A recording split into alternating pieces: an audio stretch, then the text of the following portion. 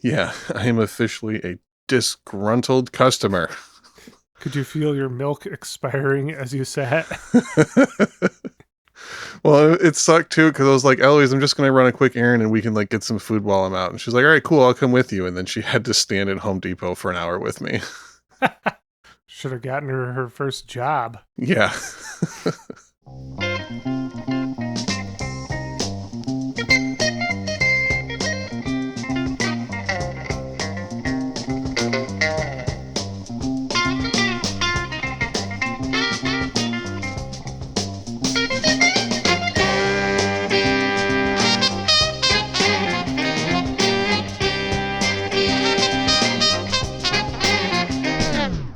Welcome to I'd Buy That for $1, a podcast about inexpensive, common, and underappreciated records that are waiting to be rediscovered. I'm your co-host, Sean Hartman, and I am a string man for the county. Is that? Wow. That's an impressive title to have. Thank you. It just kind of came to me. I was listening to some shuffled playlist on Spotify earlier, and Glenn Campbell's classic Wichita Lineman came on. And then I was listening to this record we're talking about tonight, and the song String Man came on. I was like, hey, I bet there's something there. Whoa, whoa, whoa. You're getting really far ahead of us, Slow the train down. string man. Well, I am Jeremy Ruggles, the people's champion. The people have been calling for this record for months, nay, years. And I am finally bringing the people what they want against these free jazz fascists and folk mongers. A true man of the people.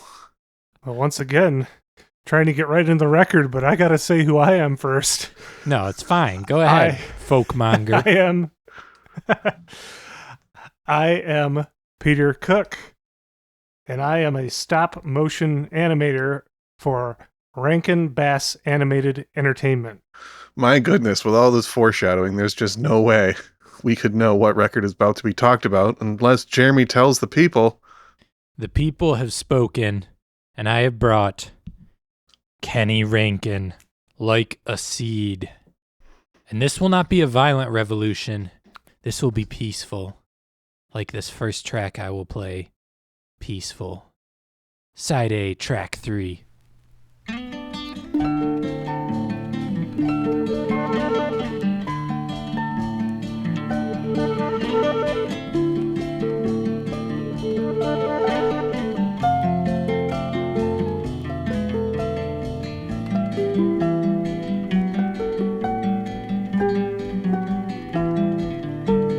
In the morning fun when no one will be drinking any more wine.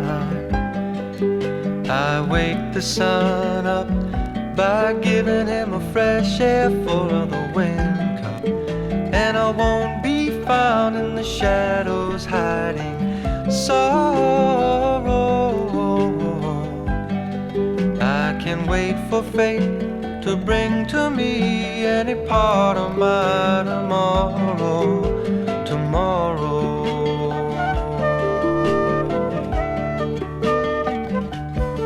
'Cause it's all so peaceful here. No one bending over my shoulder, nobody breathing in my ear. Oh, it's all so peaceful here. In the evening, shadows are calling me, and the dew settles in my mind. And I think of friends in the yesterday when my plans were giggled in rhyme. I had a son while on the run, and his love brought a tear to my eye. Maybe someday he might say that I'm a pretty nice guy. Oh my. Well, that's just some classic AM gold sound going on there. And, you know, I gotta say, kind of sounds like it's got some hit potential. Yeah, that seems like it could have been a hit. It was kind of a hit. Whoa. Well, Was not it a hit for Kenny or was it a hit for other people? well. It was not a hit for Kenny. I don't think any songs were actually a hit for Kenny. That also wasn't even the original Kenny version of that song. That's a re-recording from his Yeah, first album. yeah, that's the second version he did. I don't think that Kenny was ready for that kind of fame. Just say who it is, Isn't- Peter. Helen Reddy and Georgie Fame had hits with that song, right? Yep, it's true. Cute wordplay, Peter. That's Peter's greatest talent. Don't give it away for free, Peter. True. There's also a really, really good cover of that song by Bobby Gentry. Ooh, Ooh, I haven't heard I haven't heard that one. Yeah. Jinx. It's on a playlist that we'll talk about later. All right. I look forward to talking about that playlist, but Super mysterious. yeah. Let's talk about this mysterious Kenny. Did you know Kenny prior to now, Peter? I know Sean did.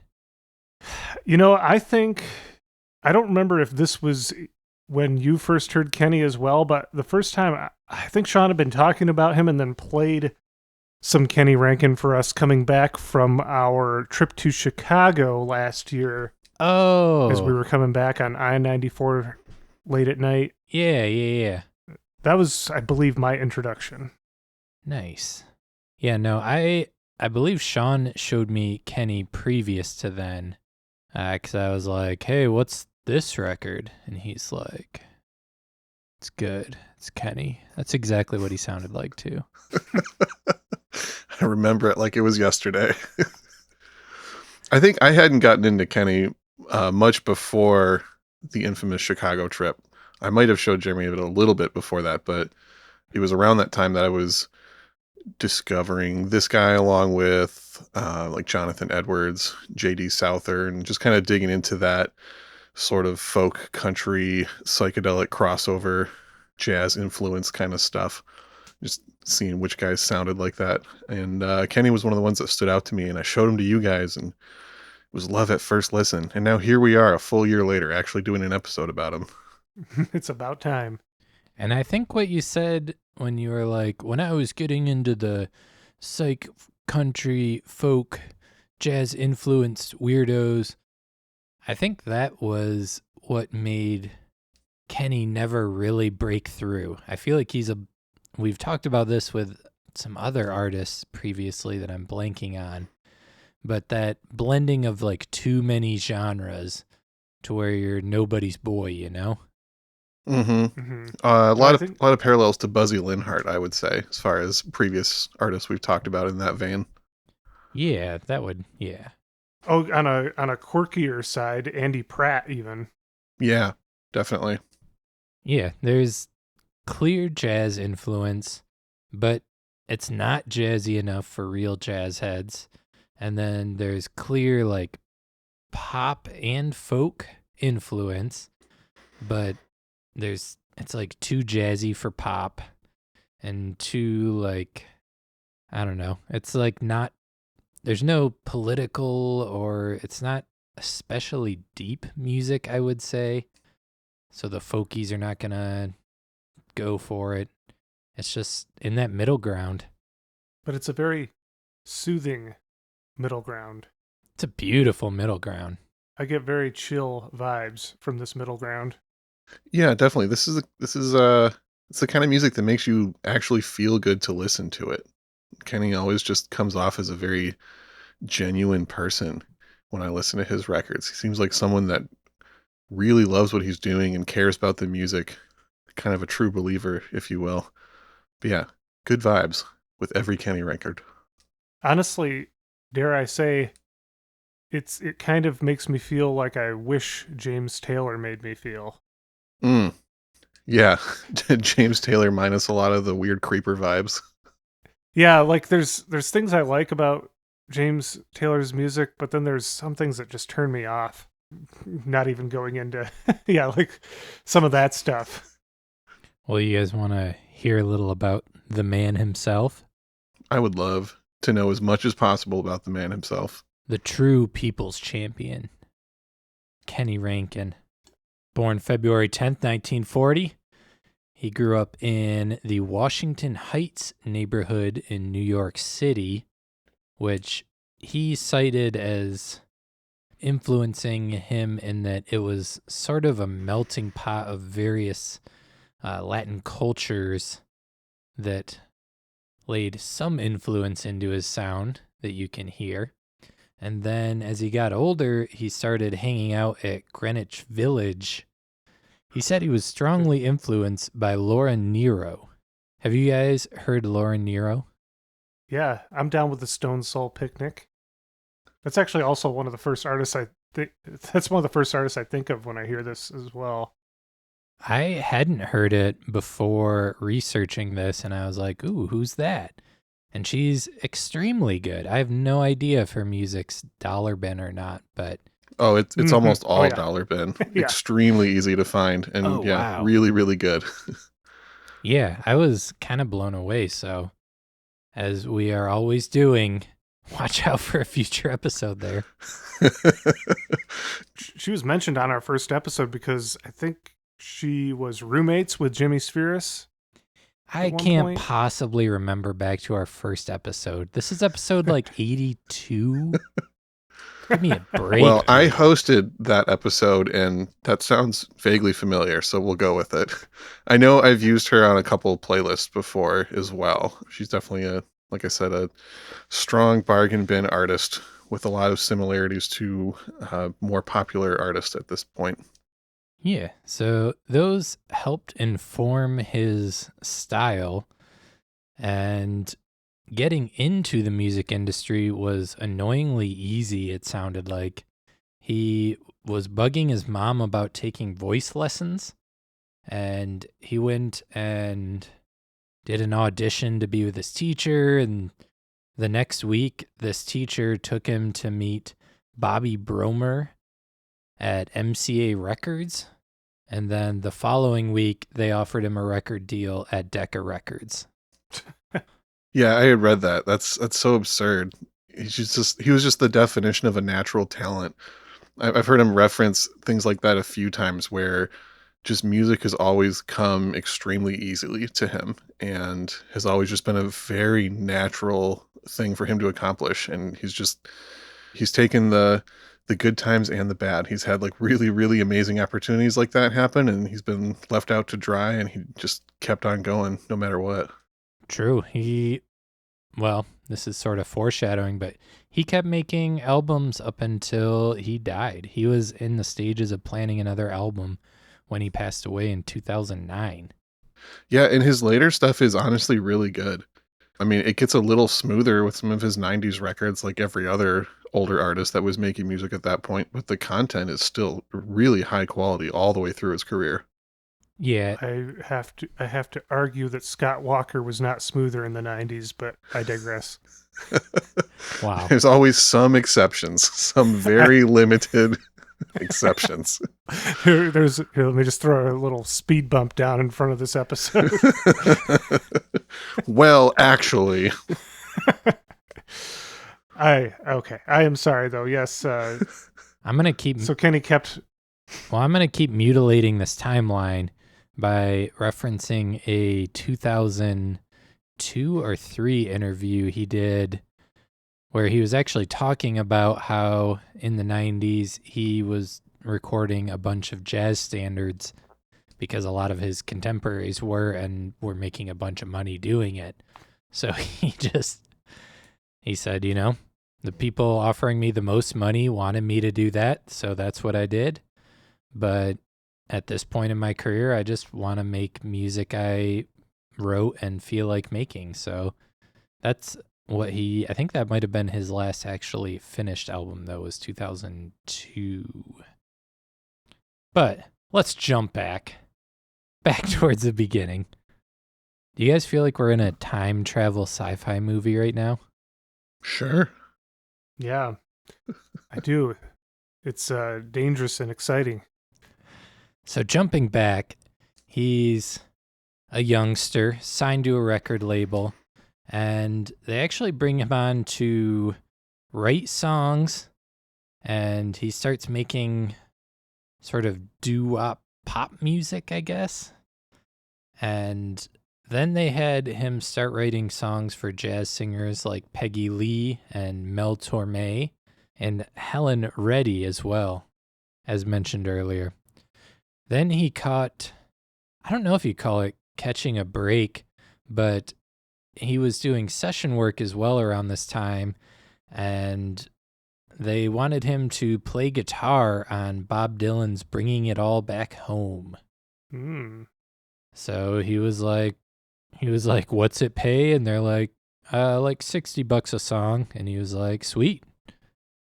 So he plays guitar on like Maggie's Farm, Subterranean Homesick Blues. He's on a few of the tracks on that album. Legendary album. True. And this paved the way for him doing his first solo album, which came in 1967, called Mind Dusters. It's such a cool album title. Yeah. I haven't actually heard that album. Is it not easy to find, I'm guessing? It's not a particularly valuable record, but it's one of the harder ones of his to find. I just found a copy a few weeks ago. I've only listened through it like once though. It's definitely a little more in the like psych territory. I can say based on just the name, that friend of the show, David Drucker, that would be his favorite one. Makes sense. Painted Faces. So I haven't heard that album, but he apparently covers Gordon Lightfoot, Bob Dylan, Fred Hellerman, and then he has a few of his originals mixed in there as well. And then around this time, he also was working with I'd Buy That alumni Janice Ian. Oh. Doing some work with, nice. Making some songs with her. Yeah, kind of as you pointed out with, you said that may have been a bit more psychedelic. It felt like his timing was really off with his next album, where he started to shift into more, it's not really adult contemporary, but AM Gold. It kind of got more easy listening, and this was right when the hippie 60s were in full swing and people wanted radical psychedelic music, and he went the opposite direction. Light rock. Let's play. I want to do another song now. I've been talking for a minute. Let's do, I want to do Coming Down. Ooh, yeah, this is a good one. This is side A, track 5.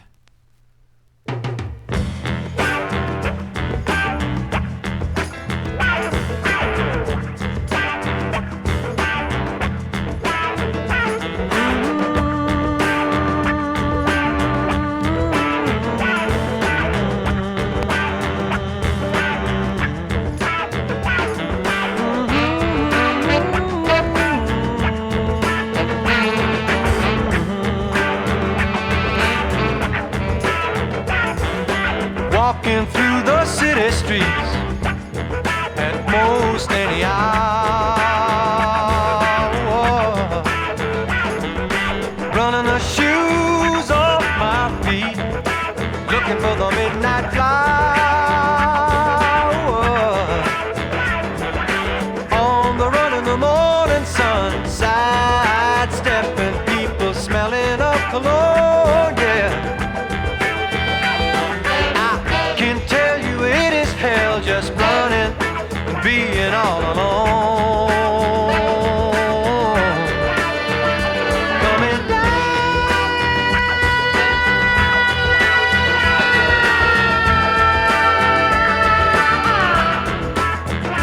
coming down.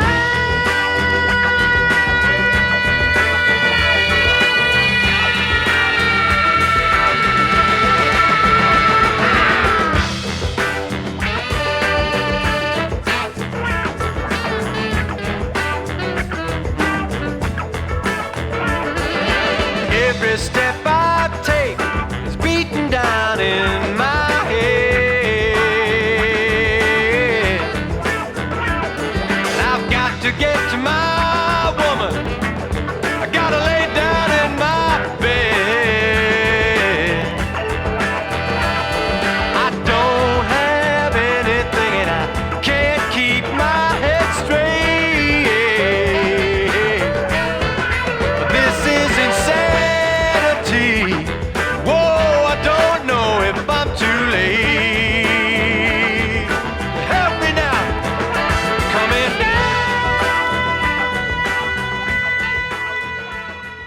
That song right there perfectly reflects the album cover for me, which, if you haven't seen it, features a small plant growing up through a crack in the asphalt. That's exactly what that song sounds like to me. Like Kenny just trying to get some life, have some life in this hell-paved landscape of a world. Yeah, that makes a lot of sense to me. I've kind of always thought that the album cover did a really good job of representing the mood of this record and the contrast within it because, there's the softer songs that he's more famous for, and then these occasional kind of not necessarily heavier, but definitely more rockin' than a lot of his stuff.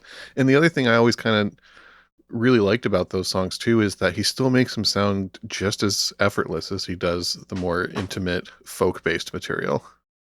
For sure. There's also more to that metaphor in the cover. I don't know if you guys know about. Maybe. I have a guess. Yeah, so this is his third album, Like a Seed, and he wrote this album after coming out of rehab for an addiction to speed. So this is his first album of all original tunes, and he dedicated it to the Brothers and Sisters of Phoenix House, which was the rehab he was at. So it's also him trying to grow out of, the darkness of his own addiction and personal issues that he's dealing with. And that's especially why I like that song. And there's a few others on here that I think Kenny Rankin is an excellent interpreter of songs, which is undeniable. But a lot of his original material for me is like good music, but lyrically doesn't hold as much. But this record, part of what drew me to picking this one as opposed to other ones are that there's like, he just came out of this part of his life and it feels like there's strong material there and he's not trying to write pop songs, essentially. I was surprised to see that they were all originals because I kind of knew him in what little I knew prior to this as an interpreter. I feel like he's done a lot of Beatles songs, actually. Oh, yeah. He was invited by Sir Paul McCartney to introduce Paul and John Lennon when they were inducted into the Songwriters Hall of Fame. They brought him there to, be the person who inducted them and then also sang a song. So, and that's because Sir Paul was so impressed with his version of Blackbird. Okay. And that's the song he performed at the ceremony was Blackbird. And I believe that was one of his most requested songs at concerts as well. It was a pretty famous rendition for him. Yeah. If they're calling Kenny instead of John Denver for that song, Kenny's version is good. Yeah. Kenny's basically just like the underground John Denver. He's John Denver for the real heads. I really liked his take on With a Little Help from My Friends, which, I thought the Joe Cocker version was enough of a reimagining, but then Kenny took it further. For sure. And now I'm going to tell you who's playing on this record. Yeah, I was going to say, that was a mighty fine groove on that last track. There must be some real pro musicians playing on this record. Oh, yes. Oh, yes. Though I was kind of shocked. I didn't realize it was these insane heavy hitters when I've been listening to this album for a while because, as you've said, it's like effortless sounding music. But these are some big names on here. Got Jim Horn on the sax and flute. He was part of the Wrecking Crew, played with our dude John Denver, the mainstream Kenny Rankin, I guess. He played with Rolling Stones. He played, he was in the Wrecking Crew. He played with everybody. As was Lee Sklar on the bass. who played with James Taylor, Carole King, Phil Collins. Got Larry Knechtel from the Wrecking Crew on keyboards. Oh, yeah. Who was also in the band Bread, and who also played on the Hamilton Joe Franken Reynolds record. Whoa. Yeah. Yeah. He was also the bassist on the first Doors album. Yeah. Yep. And he's on Billy Joel records too. Simon and Garfunkel, Bridge Over Troubled Water. That's him on piano. Yeah. And maybe the most famous is Gail Levent, the harp player, who is still playing with huge names. She's played with like Michael Jackson, Liberace, Barbra Streisand, and also like Lana Del Rey, Lady Gaga. Nope. She's played with like the biggest of the biggest names for who knows how long now, 40 years. She was also on Van Dyke Park's Song Cycle in 67. Oh, yeah, I Damn. saw that. Wow. I fully did not understand this credit, but somebody named Mel Tax is credited with the sweet potato, I saw that. and I could not find anything explaining what that is, though I did see he's also credited on Kenny Rankin's 1994 album for playing the sweet potato. Really giving the fans what they want. It's true fan service. Yeah, I only like the Kenny Rankin albums when he's got that sweet potato on it. Yeah, I did a lot of searching around on the internet trying to figure out what that was and could not find anything. So if any listeners out there are good at internet sleuthing and can make some sense of that, otherwise, I think it's just one of those inside jokes, maybe. Could be. Now I want to know. If you do know, email us at idbuythatpodcast@gmail.com if you know about the sweet potato on Kenny Rankin albums. And you said you recognize a few names on here too, Sean, right? Other names? The name that jumped out to me the most at first is the other keyboardist on this record, Victor Feldman, who is a name that you'll see popping up as a sideman on jazz records all over the place. I mean, he played with Shelly Manne, Barney Kessel, and Woody Herman. So like a lot of big band credits. He played with Miles Davis at one point, but he was also a A-level session musician who's got hundreds and hundreds of credits. Some of the most famous work, he's on basically every Steely Dan record. And he is also 1 year after this record, the keyboardist, or one of the keyboardists on Marvin Gaye's Let's Get It On. Oh, yeah. So pretty major works. Yeah. Pretty pro-level heavy hitter group backing up this record. And still, Kenny's the star on it. Everyone else is just there backing him up, and he really shines. Yeah, some serious pedigree here from old Kenny. Another interesting parallel, I suppose, to our first episode, Jimmy Spears, I've noticed, was that Kenny Rankin seemed like buds with a lot of famous people, but was not famous himself. Johnny Carson had him on The Tonight Show like 20 times and was a huge admirer of his music. He was buddies with George Carlin and spent a lot of the 80s opening for George Carlin, I guess, on his shows. Yeah. It's funny because I saw that and I wondered, like, that's great exposure, but people probably weren't coming to see a musical artist, and I have to wonder if they then followed by comedy, if people would like forget about the great musician they saw before seeing George Carlin live. I don't know how that works for exposure. Yeah, especially someone as edgy as like George Carlin. It just feels like a strange pairing with Kenny. But unfortunately, that, of course, led to him relapsing into cocaine use, with George Carlin, obviously. Mm-hmm. It wasn't clear to me anywhere that he fully got sober again at any point. I guess it was probably a private thing at some point. as to whether or not that's the case, but he also sang at Carlin's memorial service in 2008. Yeah, I guess he would have Kenny would have passed away the following year. Yeah. Yeah, so they were obviously pretty close then. Yeah. And he was also apparently friends with Paul McCartney.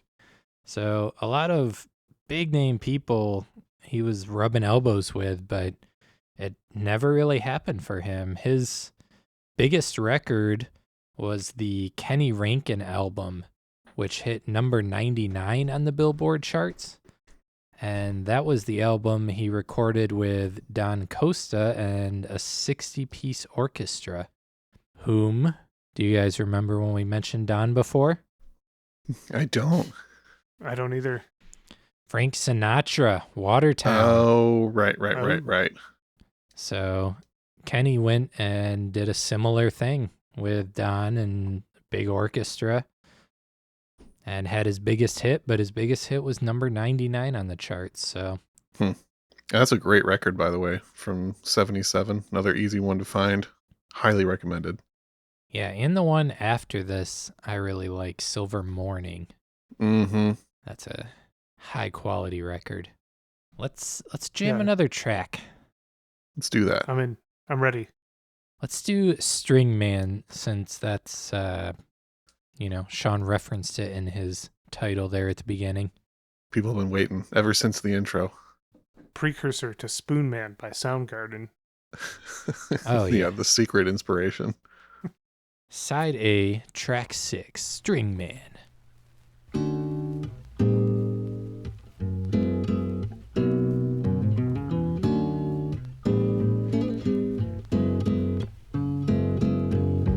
There's a man I know who's got a heart so full of joy it can make you fly. There's a man I know who's got a soul so full of pain it can make you cry. He is a string man, yes he is, and he talks to you with his music. He makes love with his music.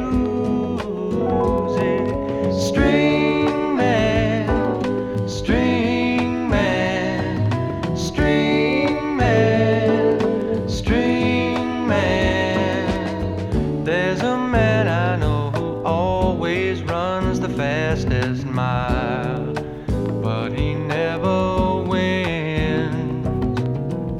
And if you ask him of the secret that he's got inside, he just grins. He is a string man, yes he is, and he talks to you with his music. He makes love with his music. Then like a moment that has touched you as it passes by, he is gone, aching for what he's left behind. He's gone, nowhere to run, and he's got no place to hide. He showed me sitting high in the country string man. Oh, that voice is just pure creamy goodness. It sure is. And you can't help but focus on how good the vocals are there. But when you listen to the backing track, it's basically a soul jazz song disguised as pop music in a way. Yeah, those the jazzy chords and the vocal almost reminded me a little bit of Spirit, who we did very early on. Mm-hmm. I could see that, yeah. Yeah, he's just somehow finding that perfect middle ground between psych rock and jazz and folk and pop, and it's just so good. Why isn't this guy more known? I don't know. Now the real heads will start finding him. I'm the people's champion, and I'm bringing the people. Wait, if the people. Hold on. You're the true people's champion because you're giving them what they don't know that they need. Yes, that's Yes. it. So, yeah, Well, that's about all I got on Kenny. You got any music for the people, Sean? Yeah, there's so many cool little angles you can look at Kenny Rankin as far as contemporaries and influences and recommended further listening. And I have a whole playlist of things just like that. Most of it's bargain bin music as well. So put a Laura Nero track on there doing a Motown cover of the song The Bells.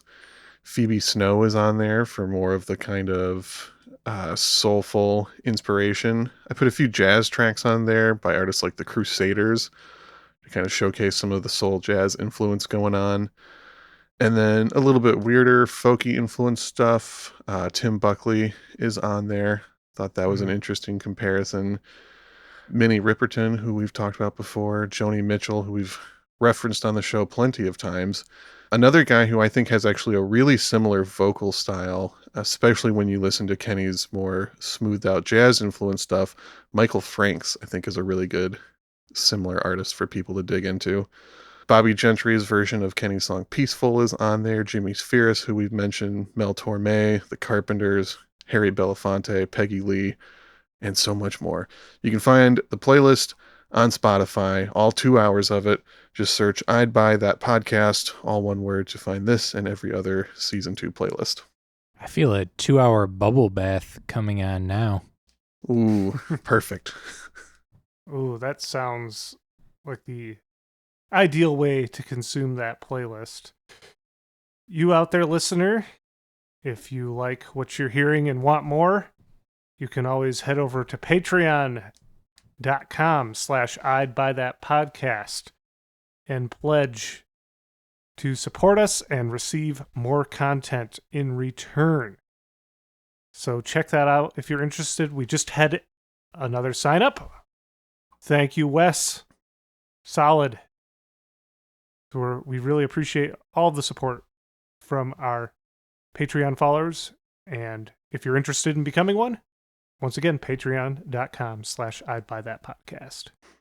What else we got? What do we want to do before we get out of here? I don't have anything else. No closing thoughts? I have one closing thought. I feel like any day that I've gone on like a serious multiple hours of digging at like multiple stores, any day I've done that, I have found a Kenny Rankin record.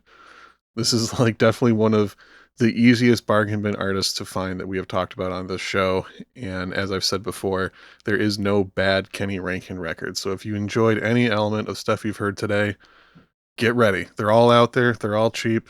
They're all good. Yeah, for some reason, I was under the impression that he had more country sounds than I am hearing on this record. Is some of his stuff lean in that direction a little bit more? There's some elements of it here and there. Oftentimes more folk influence than country, I would say, even though they're very similar. And then later on it's more jazz influenced, especially like the kind of Quiet Storm pop jazz stuff. True. And my last thing I guess I would just like to reiterate is, as nothing we played here was a cover, but that is definitely, if not his strongest point, one of his strongest points is his interpretation of classic songs. So go and check that out too. I'm sure there's some of that on the playlist, I'm guessing, right, Sean? Yeah, there is. And so like you mentioned, his last studio record was in 2002. But in 2015, he put out a live album called The Bottom Line Archive. And it's a really good live record with a lot of good examples of his interpretation of other people's songs. That's one I would recommend for people to dig into. I believe in the power of Kenny, Sean, but I really don't believe he put that out. Seeing as how he was dead? Yeah. Well, okay. I'm looking at the details here. Spotify has 2015 as the date on it, but it was recorded in 1990. I think it was actually released in 2015, unless the date's just entirely incorrect in here. But it still stands that it is a good live record with good Kenny songs on it. So, I'm pretty sure that things can be released posthumously. yes. True. Well, Jeremy, what have you decided to leave us with this I time? want to leave the people with Bad Times Make You Strong, because I like this song. And I think that's a great message.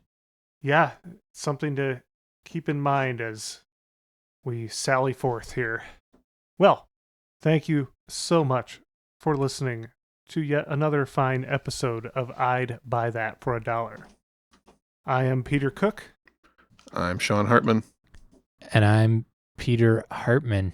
No, I'm Jeremy Ruggles. Oh, you.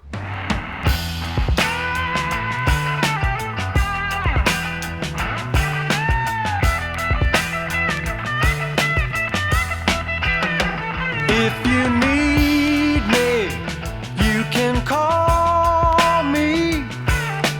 There is no reason to hide away. You talk of the trouble all around you. Don't let them kick you aside.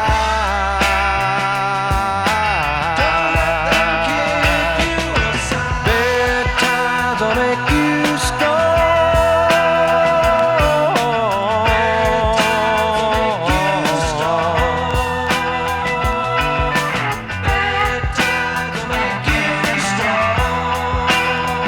There are children, I have seen them, and they're not dancing, they are dying in the street.